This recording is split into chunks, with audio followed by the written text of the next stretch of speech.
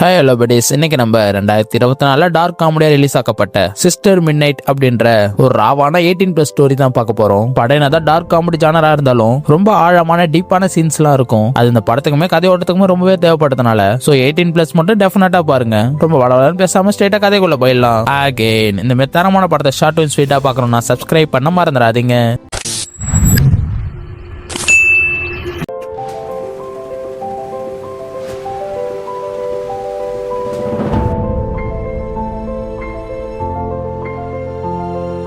கதையுமே open ஆனதுமே புதுமண தம்பதியினர்கள் ஜோடியா கல்யாணமாயி ட்ரெயின்ல கிளம்பி வராங்க. ஒரு வழியா வந்து அந்த பையனோட வீட்டுல முதலேற வணக்கப்படுத்து தூங்கையில, ஆனா அந்த பொண்ணுக்கு மட்டும் அங்க தூக்கம் வரல. சரின்னு எந்திரிச்சு வெளியில எல்லாம் போய் பயங்கரமா சுத்திட்டு அப்படியே வீட்டுக்கு வந்து படுத்து தூங்கிடுறா. சரி காலையில எழுந்து பார்த்தா அவங்க ஹஸ்பண்டுமே எழுந்து எதுவுமே சொல்லாம வேலை கிளம்பி போயிடுறாரு. போர் அடிக்குது. வீட்டை விட்டு வெளியில வந்தா அந்த பொண்ணுக்கு எல்லாமே புதுசா இருக்குது. அந்த பொண்ணை எல்லாருமே புதுசா பாக்குறாங்க. யாருகிட்ட பேசுறதுன்னு ஒண்ணுமே புரியாம அந்த பொண்ணு திரும்ப வீட்டுக்குள்ளே போய் படுத்து தூங்கிடுது. ஹஸ்பண்டுமே வேலை முடிச்சு வந்த உடனே காலையில நீ பாட்டு கிளம்பி போயிட்டா, வீட்டுல சமைக்கிறதுக்கு ஒண்ணுமே இல்ல, எனக்குமே பசி கொண்டு உனக்கு கொஞ்சம் கூட தோணவே இல்லையா, அட்லீஸ்ட் சாப்பாடு வாங்கி சாப்பிடுறது காசாவது வச்சுட்டு போயிருக்கலாம்ல இப்படின்னு பயங்கரமா திட்டிட்டு இருக்கா. அவன் ஹஸ்பண்டுமே சரின்னு எல்லாத்தையுமே கேட்டுட்டு அடுத்த நாளுமே காசு கொடுத்துட்டு அவனுமே வேலைக்கு கிளம்பிடுறான். அடுத்த நாள் அந்த பொண்ணுமே பக்கத்து வீட்டு ஆண்டி கிட்ட போய் சமைக்கிறது எப்படின்னு ஹெல்ப் கேட்டு சமையல் எப்படிங்கறத கொஞ்சம் கொஞ்சமா கத்துக்கிட்டு வந்து வீட்டுல இருக்கிறத வச்சு சமைக்கலாம் ட்ரை பண்ணும்போது அவங்க ஹஸ்பண்டுமே குடிச்சிட்டு வீட்டுக்கு வந்துடுறாப்புல. இப்ப திரும்ப அவனோட ஹஸ்பண்ட் கிட்ட நீயுமே வேலைக்கு போற குடிக்கிற வர என்ன பத்தி உனக்கு கொஞ்சம் கூட கவலையே இல்லல்ல, நீயுமே என்ன பண்ணுவியா எனக்கு தெரியாது, இந்த வாரம் சண்டேக்கு என்ன எங்கேயாவது வெளியில கூட்டிட்டு போய் ஆகணும் அப்படின்னு ஸ்ட்ரிக்ட்டா சொல்ல, சரின்னு அவனுமே அந்த பொண்ணை பஸ்ல ஏத்திட்டு இவனுமே தூங்கிடுறான். தூங்குனதுல எங்க இறங்கணும்னே தெரியாம கிட்டத்தட்ட 7 மணி நேரம் அப்படியே டிராவல் பண்ணிடுறாங்க. சரின்னு பஸ் ஸ்டாப்ல இருக்க டைம் கீப்பர்ட்ட கேட்டா இதுவுமே உங்க ஃபால்ட், தூங்குனது உங்க தப்பு, அதுக்கு நாங்க என்ன பண்ண முடியும், சரிப்பா எங்க ஊருக்கு போறதுக்கு அடுத்த பஸ் எப்போ வரும்னு கேட்டா இன்னும் 5 நிமிஷத்துல அடுத்த பஸ் இருக்கு, அதுல ஏறி உடனே கிளம்பிருங்க, இல்லனா உங்க ஊருக்கு பஸ்ஸே இல்ல அப்படின்னு சொல்லிடுறாரு. இப்ப இந்த பொண்ணுமே இவனை வெளியில கூட்டிட்டு போன்னு சொன்னது ரொம்ப தப்பா போச்சு அப்படின்னு வருத்தப்பட்டுக்கிட்டே பக்கத்துல ஏதோ பீச் தென்படுது, அது பார்த்துட்டு வரலாமேட்டு அங்க இருந்து கிளம்பிடுறா. ஆனா அவ போறதுக்குள்ள பஸ் வந்துருது. சரின்னு பஸ்ல ஏறி திரும்பி வீட்டுக்கு வந்துடுறாங்க. அந்த பொண்ணுமே வீட்டுல ரொம்ப போர் அடிக்குது, என்ன பண்றதுன்னே தெரியாம பக்கத்துல யாருக்கும் நடக்கிற ஃபங்க்ஷன், நைட்ல வெளியில சுத்துறதுன்னு என்னென்னமோ பண்ணிட்டு இருக்கா. அப்படியே திரும்ப அவரோட ஹஸ்பண்ட் கிட்ட என்னதான் நினைச்சிட்டு இருக்க நீ, வீட்டுல நான் ஒருத்தி இருக்கேன்னு தெரியுமா தெரியாதா, வீட்லயுமே கொஞ்சம் கூட காசு வைக்காம நீ பான்னு கிளம்பி போயிடுற அப்படி இப்படின்னு சொல்லிட்டு பயங்கரமா கத்திக்கிட்டு இருக்கா. அவரோட ஹஸ்பண்டுமே எதுக்குமே ரியாக்ட் பண்ண மாட்டாரு. அந்த பொண்ணுமே என்ன திட்டினாலும் காதுல வாக்கிட்டு கம்முன்னு கிளம்பி போயிடுறாரு. அதுவும் இல்லாம இவங்களுக்கு கல்யாணம் ஆகி எவ்வளவு நாள் ஆகியும் இவங்களுக்குள்ள நடக்க வேண்டிய எதுவுமே நடக்காமலே இருக்கும். அந்த பொண்ணுமே எத்தனையோ முறை ட்ரை பண்ணிருக்கோம். ஆனா அவங்க ஹஸ்பண்டுமே கொஞ்சம் கூட ஈடுபாடே இல்லாம படுத்து தூங்கிடுறாப்புல. அதனால இந்த பொண்ணுமே நம்ம லைஃப் இப்படியே போயிட்டு இருக்க முடியாது, நம்ம தான் ஏதாவது ஸ்டெப் எடுக்கணும்ட்டு அந்த பொண்ணே கிளம்பி ட்ரெயின்ல ஏறி பக்கத்துல இருக்க ஊருக்கு போயிட்டு அங்க ஒரு ஆபீஸ்ல கூட்டி போயிருக்கிற வேலைக்கு சேர்ந்துடுறா. அந்த ஆபீஸுமே பகல்ல ஃபுல்லா ரன் ஆகுறதுனால நைட்டு தான் அந்த பொண்ணுக்குமே வேலை இருக்கும். அவங்க எல்லாரும் கிளம்புறதுக்கு அப்புறம் நைட் எல்லாத்தையும் கூட்டி தொடச்சு முடிச்சுட்டு மிட் நைட் ஆனதுமே வீட்டுக்கு வந்துடுறா. இப்ப அந்த பொண்ணுக்குமே பக்கத்து வீட்டு ஆண்டி ரொம்பவே க்ளோஸ் ஆயிடுறாங்க. அவங்க கிட்ட எல்லாமே ஷேர் பண்றது, அவங்க கிட்ட அப்படியே ஜாலியா பேசிட்டு இருக்கேன், டைம் ஓட்டிட்டு இருக்கா. இப்படியே போயிட்டு இருக்கையில ஒரு நாள் அந்த பொண்ணுக்குமே உடம்பு சரியாம போகுது. ஆனா அதையுமே யாருக்கிட்டயுமே சொல்லாம அவரோட வேலையுமே கண்டினியூ பண்ணிட்டு இருக்கா. என்னடா காரணம் பார்த்தா அந்த பொண்ணு என்ன சாட்டாலுமே ஒத்துக்க மாட்டேங்குது. இதெல்லாம் சரிப்பட்டு வராதுன்னு அந்த ஆபீஸ்ல இருக்க வாட்ச்மேனுமே கூட்டிட்டு போய் ஹாஸ்பிட்டல்ல விட்டுறான். டாக்டருமே நல்லாவே செக் பண்ணிட்டு உங்களுக்குமே எந்த பிரச்சனையும் இல்ல, நான் கொடுக்குற டேப்லெட் எடுத்துக்கோங்க அனுப்பி விட்டுறாரு. ஆனா அவளுக்குமே ஒண்ணுமே புரியல, என்னடா காரணம், நம்ம என்ன சாப்பிட்டாலும் செட் ஆக மாட்டேங்குது, சாப்பிடவும் பிடிக்க மாட்டேங்குதுன்னு அவளுமே யோசிச்சிட்டே இருக்கா. அந்த பொண்ணுமே தினமும் வேலைக்கு போயிட்டு வர வழியில திருநங்கைங்க நிறைய பேர் உட்காந்துட்டு இருப்பாங்க. அவங்களுமே அந்த பொண்ணு கிட்ட பேச எவ்வளவு ட்ரை பண்ணுவாங்க. அந்த பொண்ணுமே ஆனா அவாய்ட் பண்ணிட்டு கிளம்பிடுவா.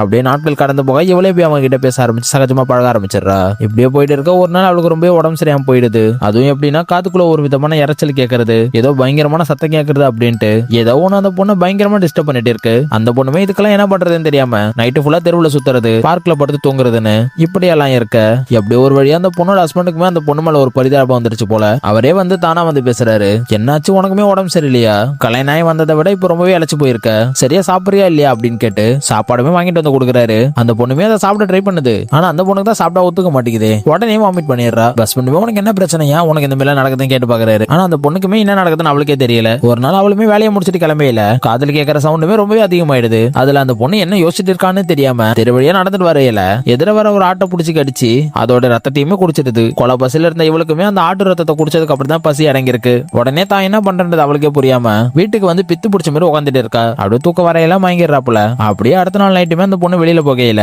கண்ணுல மாற்ற குருவி கோழி அப்படின்னு அவ கண்ணுல எது கிடைச்சாலும் கடிச்சு அதோட ரத்தத்தை குடிக்க ஆரம்பிச்சிடுறா. அந்த ரத்தத்தெல்லாம் குடிச்சது மட்டும் இல்லாம அதுங்களையுமே ஒரு துணியில சுத்தி வீட்டுல இருக்க ஒரு டிரையர்ல பொக்கிஷ மாதிரி கலெக்ட் பண்ணி வச்சுக்கிறா. அப்படியே அடுத்த நாள் பார்த்தா அந்த பொண்ணுமே ஒரு ஆட்டோட ரத்தத்தை குடிச்சது இல்ல, அந்த ஆட்டுக்குட்டிக்குமே உயிர் வந்து மனுஷங்களை கடிச்சிட்டு வாயில ரத்தத்தோட ஓடிட்டு இருக்கு. அந்த பொண்ணுமே இதோட நிக்கல, கறி கடைக்கு போய் கோழியோட ரத்தத்தை குடிக்கிறது, கண்ணில் படுற குருவியை கடிச்சு ரத்தம் குடிக்கிறது அப்படின்னு திரும்ப ரத்தம் குடிச்சிட்டு இருக்கா. அப்படியே ஒரு நாள் அந்த பொண்ணு வீட்டுல இருக்கையில அவளுமே ரத்தம் குடிச்சு கொண்டு போட்ட குருவி பறவை எல்லாத்துக்குமே தானா உயிர் வந்து வீட்டுக்குள்ள சிறகடிச்சு பறந்துகிட்டு இருக்காங்க. அந்த பொண்ணு உடனே பயந்து போய் வேலையில வேலை செய்யற ஹஸ்பண்ட கால் பண்ணி கூப்பிட்டு வீட்டுக்குமே வர சொல்லிடுறாப்புல. வந்ததுமே தான் ஹஸ்பண்ட் கிட்ட அவளுக்கு என்னெல்லாம் நடந்துச்சு, இப்பயுமே என்னால நடந்துட்டு இருக்கு, அது எல்லாத்தையுமே ஒண்ணு விடாம சொல்லிடுறாப்புல. இது கேட்டதுமே அவரோட ஹஸ்பண்டுமே பயங்கரமா ஆடி போயிடுறாப்புல. கரெக்டா அந்த நேரம் பார்த்து அவனோட ஃப்ரெண்டும் அவரோட ஒய்ஃப் வீட்டுக்கு வந்துடுறாங்க. என்னடா ஃபேமிலியோட வெளில போலாம் சொன்னல, நான் பாரு என் ஒய்ஃபை கூட்டிட்டு வந்துட்டேன், நீயுமே உன்னோட ஒய்ஃபை கூட்டிட்டு வா வெளில போலாம் சொல்ல. அப்படியே எல்லாருமே கிளம்பி பக்கத்துல இருக்க ஒரு பீச்சுக்கு வந்து உட்காந்துட்டு இருக்காங்க. அப்ப அந்த ஃப்ரெண்டோட ஃபேமிலியில ஒரு நாயை கூட்டிட்டு வந்திருப்பாங்க. அந்த நாயை பார்த்த உடனே அவருமே தன்னோட கைவரிசையை காட்ட ஆரம்பிச்சிடறா. அந்த நாயுமே கொண்டு போட்டு ஒண்ணுமே தெரியாத ஹஸ்பண்ட கூட்டிட்டு வந்து கொஞ்சம் கொஞ்சமா க்ளோஸாவா ட்ரை பண்ணிட்டு இருக்கா. அவனுமே இவளோட நிலைமையை புரிஞ்சுக்கிட்டு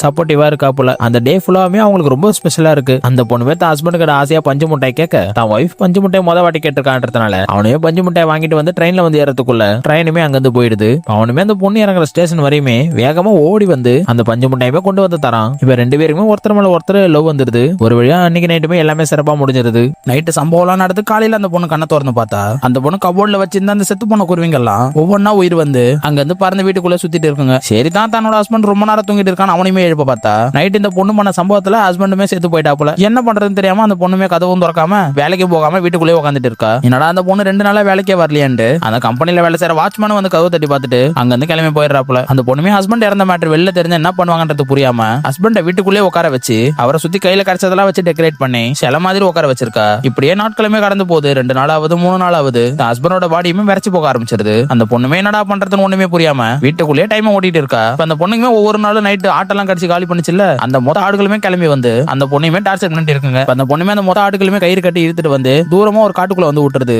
அந்த ஆடுகளுமே தூரத்துல ஏதோ ஒரு உயிரினத்தை பார்த்துட்டு அதை அடிச்சு கொண்டு சாப்பிடலாமேன்னு ஓடிடுதுங்க. சரி வேலையெல்லாம் முடிச்சுட்டு அந்த பொண்ணு திரும்ப வீட்டுக்குள்ள வந்ததும் பக்கத்து வீட்டு லேடியுமே என்ன 4-5 நாள் இந்த வீட்டுக்குள்ள கதவே திறக்காம இருக்காங்க. அது இந்த வீட்டுக்குள்ள வந்து ஸ்மெல் வேற வருதுன்ட்டு என்னன்னு பாக்கலாமேன்ட்டு வீட்டுக்குள்ள எட்டி பார்க்க ட்ரை பண்ணுது. இவரோட ஹஸ்பண்டுமே இறந்து கிடக்கிறத அந்த ஆண்டியுமே பாத்துறாப்புல. விஷயம் தெரிஞ்ச இவ்வளவுமே வெளில போய் சொன்னா என்ன ஆகுன்ற பயத்துல அந்த ஆண்டி தலையில ஒரே அடி அடிச்சு அவளையுமே காலி பண்ணிடுது. இப்ப அந்த ஆண்டியோட பாடி டிஸ்போஸ் பண்றதுக்காக கத்தி எடுத்து அந்த ஆண்டியோட பாடியை துண்டு துண்டா வெடி பேக் பண்ணி கொண்டு போய் தூரத்துல ஒரு இடத்துல போட்டு வந்துருது. சரி ஹஸ்பண்டோட பாடியுமே இப்படியே வச்சுட்டு இருக்க முடியாது, எதனா ஒண்ணு பண்ணி ஆகணும்ட்டு ஏதோ ஒரு வண்டியில லிப்ட் கேட்டு கொண்டு போய் தூரத்துல ஒரு இடத்துல வச்சு எரிச்சிடுறா. எரிச்சு முடிச்சு அஸ்தி எடுத்துட்டு வரையில அந்த பொண்ணையுமே ஒரு வண்டி இடிச்சிருது. அதனால அந்த பொண்ணு பக்கத்துல இருக்க ஆசிரமத்துக்கு கொண்டு போய் ட்ரீட்மெண்ட் எல்லாம் பண்ணி அங்கேயே வச்சிருக்காங்க. ஆனா அந்த பொண்ணாலையுமே அங்க ரொம்ப நேரம் இருக்க முடியல. உடனே அங்க இருந்து கிளம்பி வந்துடுறா. கிளம்பி வந்த இடத்துல பக்கத்து ஒரு ஆண்டி ஒன்னு ஃப்ரெண்டா இருந்துச்சுல, அவகிட்டமே ஹெல்ப் கேட்டு அங்க இருந்து கார்ல ஏறி வந்து எங்க போறதுன்னே தெரியாம ஒரு ட்ரெயினை பிடிச்சி ஏதோ ஒரு ஊருக்கு போயிட்டு இருக்கா. ட்ரெயின்ல போகையில அந்த பொண்ணுமே கையில ஒரு கவர் வச்சிருப்பா. அதுக்குள்ள இருந்தே நகபாலிசி லிப்டிக் எல்லாமே கருப்பு கலர்ல இருக்குது. அதை எடுத்து அவளுமே போட்டுக்கிறா. அந்த பொண்ணோட ட்ரெஸ்ஸுமே டோட்டலா பிளாக்கா மாறிடுச்சு. அப்பதான் அந்த பொண்ணுமே முழுசா ரத்தம் குடிக்கிற காட்டேரியா மாறிட்டா அப்படின்றத ரிவீல் பண்றாங்க. அந்த பொண்ணுமே பாக்குறதுக்கு ரொம்ப விசித்திரமா ஃபுல்லா பிளாக் கலர்ல ட்ரெஸ் பண்ணிருக்கா. அப்படியே ட்ரெஸ் பண்ணி ட்ரெயின்ல போயிட்டு இருக்கையில ஏதோ ஒரு சத்தம் கேக்குது. என்னடா ட்ரெயின்ல இருந்து எட்டி பார்த்தா அந்த பொண்ணு கடிச்சு ரத்தம் குடிச்ச ஆடுங்க எல்லாமே பழைய இடத்து ஃபாலோ பண்ணி வந்துட்டு இருக்குங்க.